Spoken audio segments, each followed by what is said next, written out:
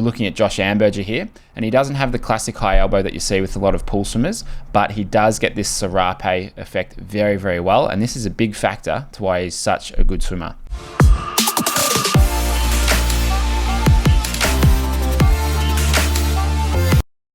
Hi, Brunton here from Effortless Swimming. In today's video, we're looking at the Serape Effect, and this is in conjunction with the video we did yesterday where we spoke about why the hips need to rotate just before you begin applying power.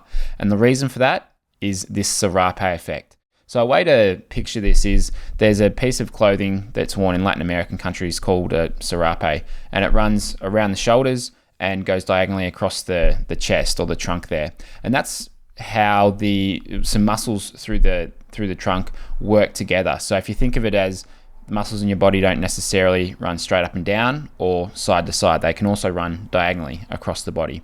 And there's 4 muscles that work together to produce this Serape effect, which is basically a way to develop or generate more power when you're able to put this into your stroke. So the 4 muscles that work together are your rhomboids, your serratus anterior, and then your internal and external obliques. And I'll show you what it looks like here. And I got a question the other day from someone, which was why do many pro triathletes swim so quickly when they don't necessarily have a lot of the traditional elements of their stroke that you would see in a lot of top pool swimmers. So for example, we're looking at Josh Amberger here, and he doesn't have the classic high elbow that you see with a lot of pool swimmers, but he does get this Serape effect very, very well, and this is a big factor to why he's such a good swimmer. So what it basically is, with overhead sports like throwing or freestyle,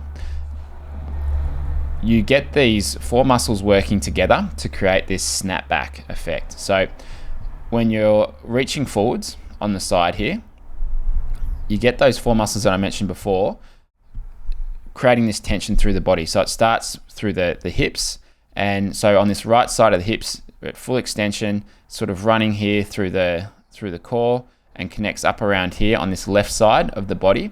And when they're at full extension, this tension gets built up, and then when that tension gets released, as the muscles begin to shorten here, so right there, we get this snapback effect. So it's like a build-up of tension to then bring it back. Think of like a rubber band almost. And it's this movement here, when you swap to the other side and those muscles shorten, that you can generate a lot more force than if you don't do this correctly.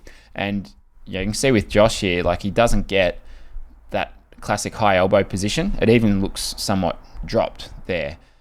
He does get the fingers pointing down and the hand and forearm angling back pretty well here, but it's not that classic high elbow that we see with a lot of top pool swimmers. But what he does extremely well is to get his rhythm and timing to a point where it's just like this kind of dancing motion that he's doing. He can hold that for a long period of time, and he gets this Serape effect very, very well. So on this side, it would be connecting from his sort of the left side of his hip through his pelvis all the way through his body, connecting up around here, and then as he comes back, we get this snapback effect through there. So if we look at that at full speed, you can see that motion happening pretty well.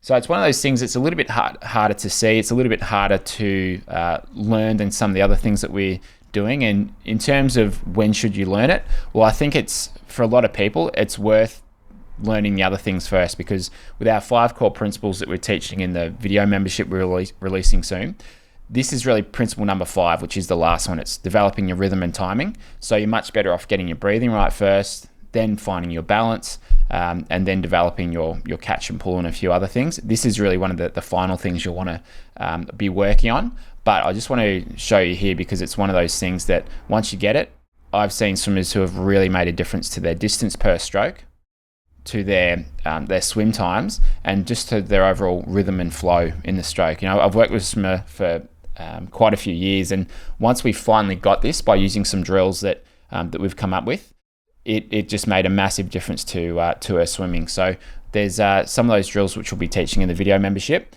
I'll release another video early next week that'll talk a little bit about this and a drill that you can use, and you're probably already doing, a drill that you can use to develop this Serape effect.